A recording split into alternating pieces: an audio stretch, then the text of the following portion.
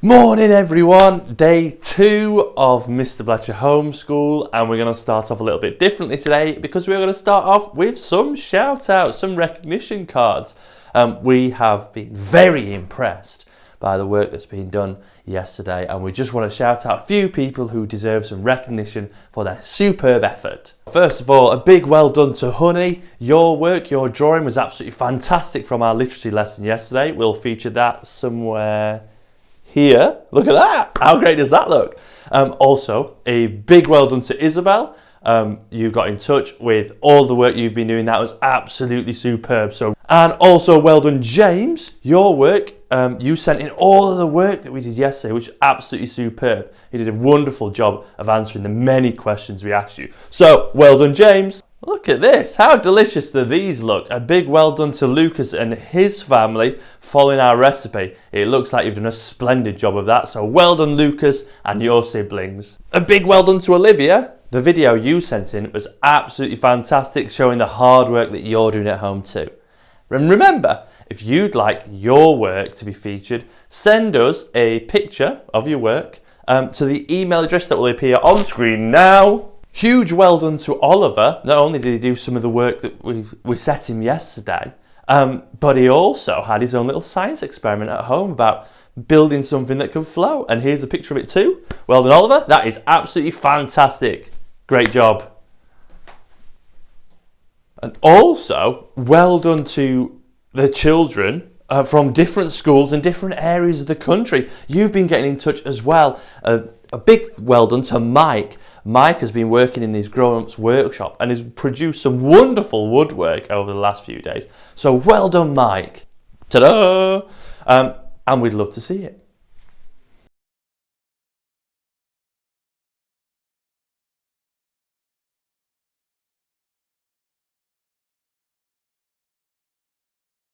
So, as it is the start of our video, we're going to start with early bird maths, just like usual. Years 3, 4, 5 and 6. Here are your questions for today. You know what to do.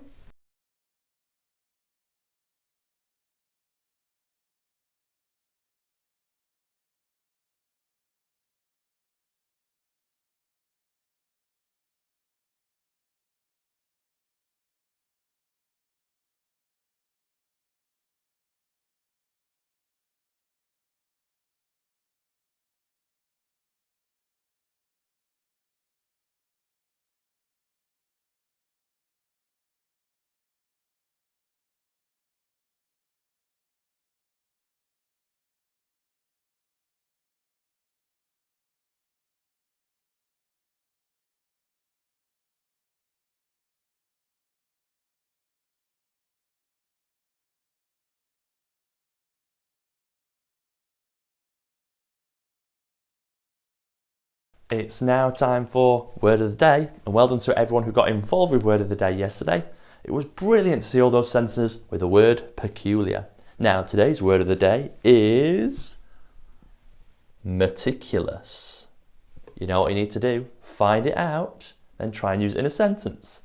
Here's my sentence. She was a meticulous individual.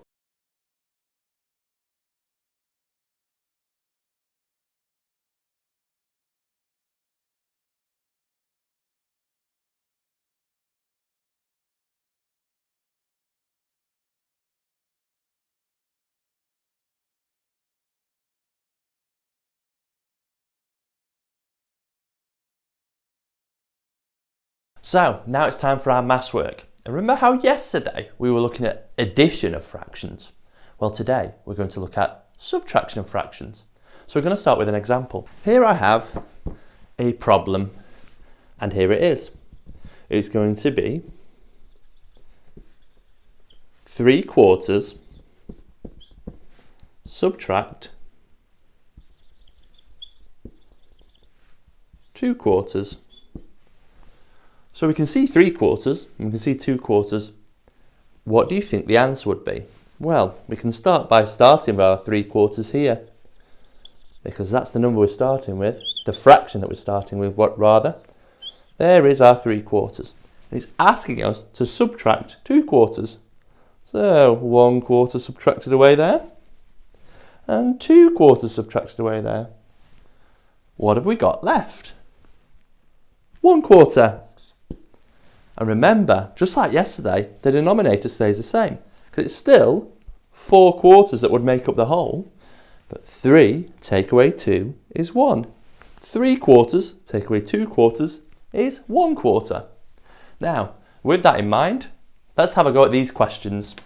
Take a look at those. Can you see them? Hopefully you can. If you struggling to see them, maybe pause the video. Have a go at those. See how we get on.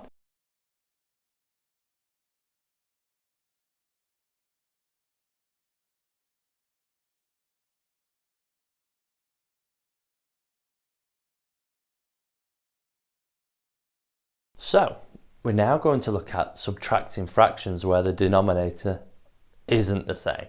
A little bit trickier. So, let's start with this one. It says 1/4 subtract 1/16. Now, I'd be okay with this part, but I'm not happy about these denominators. They're not the same, so it makes it more difficult. So what I need to do is find an equivalent fraction. And I'm going to use this quarter to find an equivalent fraction. If I've got 1/4, I need to convert it into 16ths. Let's see how I can do that. So, have a little think. How would I get from 4 to 16? Oh, I'd multiply by 4. There we go. And whatever I do to the bottom of a fraction, I need to do to the top to keep it an equivalent fraction. So 1 multiplied by 4 is 4. And 4/16 is equal to 1/4. So, now I can do 4/16 subtract 1/16. The denominator is the same. This is simple now. So, the denominator, still 16ths. 4 subtract 1 is 3. So 1/4 subtract 1/16 was 3/16. Let's take a look at another example.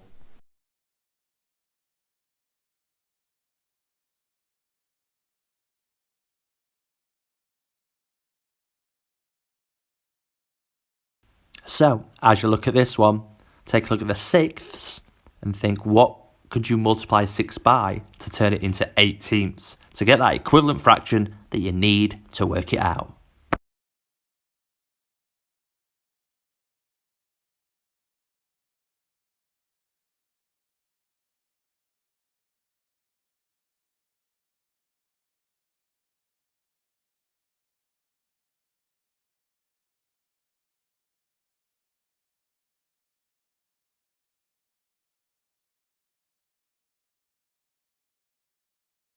Now it's time for literacy, and it was great to see all of the artwork they produced yesterday after listening to some wonderful descriptions in the stories we looked at.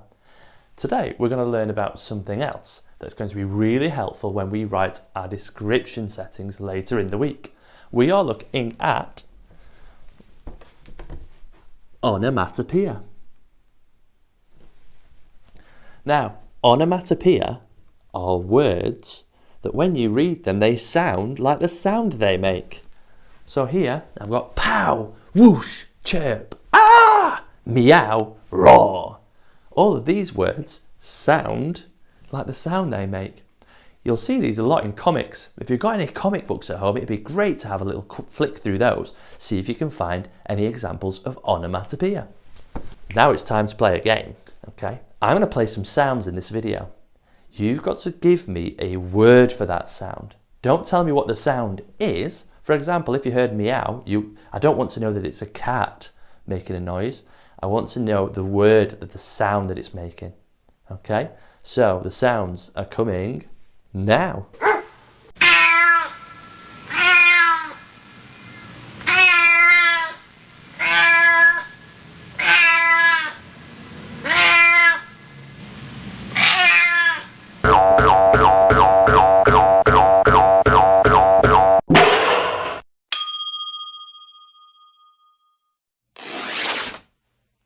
So, on to the task. And the task today is to find as many words that are examples of onomatopoeia as you can. The more words you've got, the easier your writing will be later in the week. So I want you to go around the house, explore the house, try not to make a mess, and find examples of onomatopoeia. Then, Add them to a list and see how many you can get. We'll say a recognition card for the person who gets the most onomatopoeia words in their list. Go!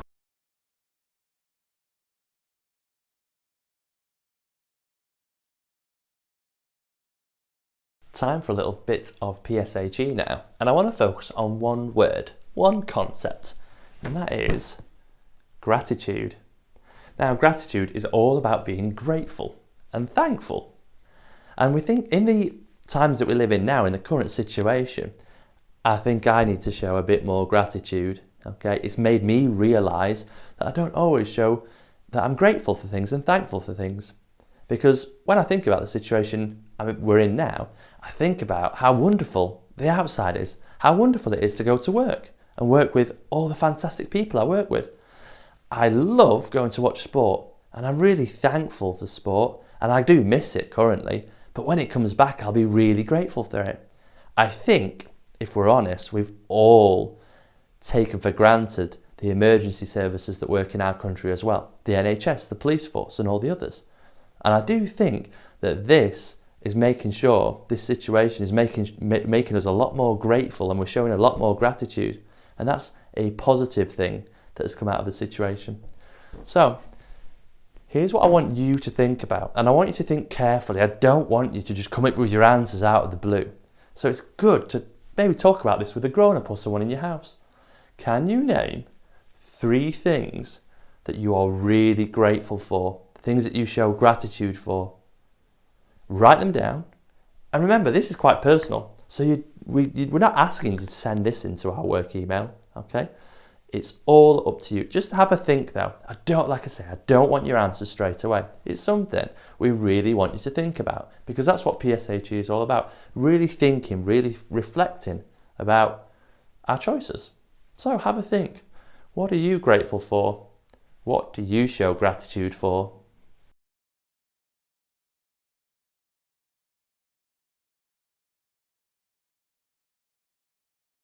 So on to our reading, and it was great to hear from all of you that said you really enjoyed the first chapter. Well done for those children that were answering the inference questions and worked out that the pilot didn't feel well at all towards the end of the chapter, and it looks like the plane might be involved in an accident. So let's take a look at the next chapter. The Green Dark.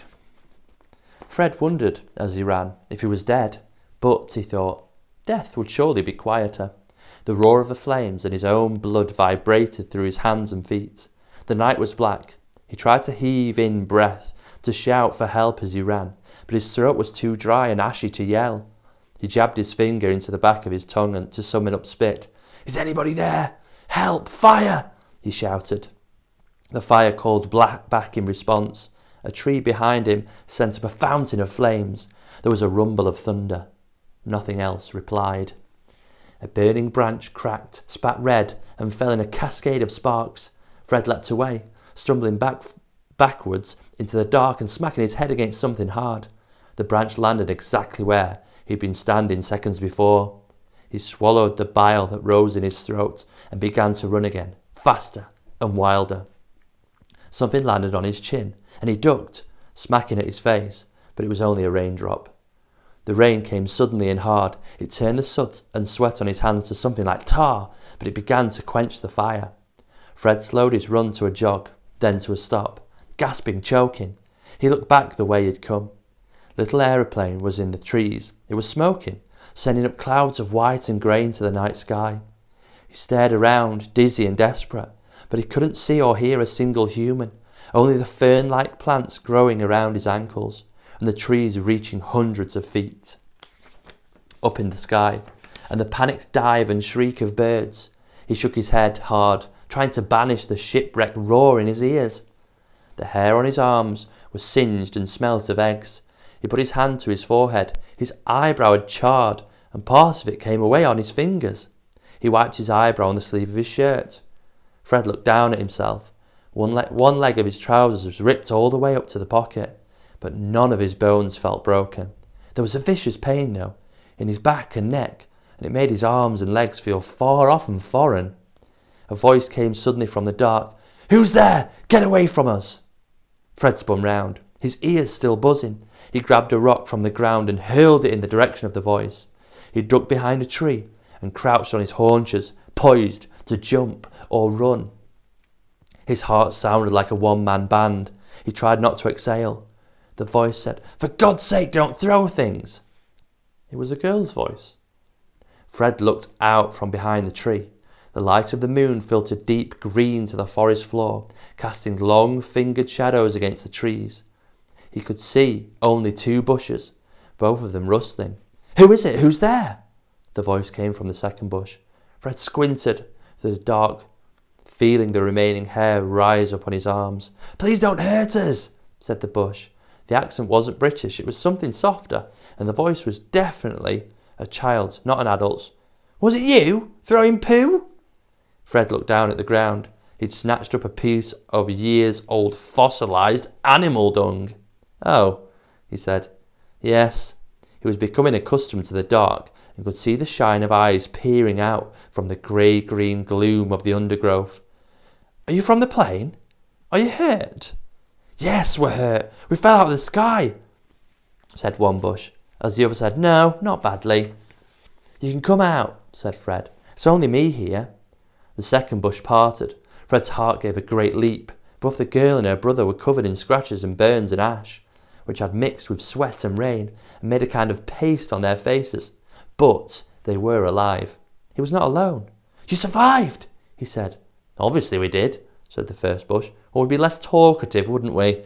The blonde girl stepped out into the lashing rain. She stared from Fred to the other two, unsmiling. "I'm Con," she said. "It's short for Constatia, but if you call me that, I'll kill you." Fred glanced at the other girl. She smiled nervously and shrugged. "Right," he said, "if you say so. I'm Fred." "I'm Lila," said the second girl. She held her brother on her hip. "And this is Max." So, we're getting to learn a little bit more about the characters and what happened to that plane. Here are your questions to answer for today.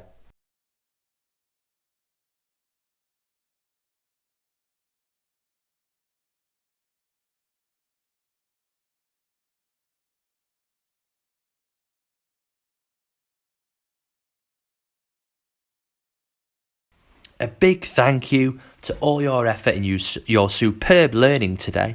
And remember, if you've got work you'd like to send in, send it to the email y5wobcav@gmail.com.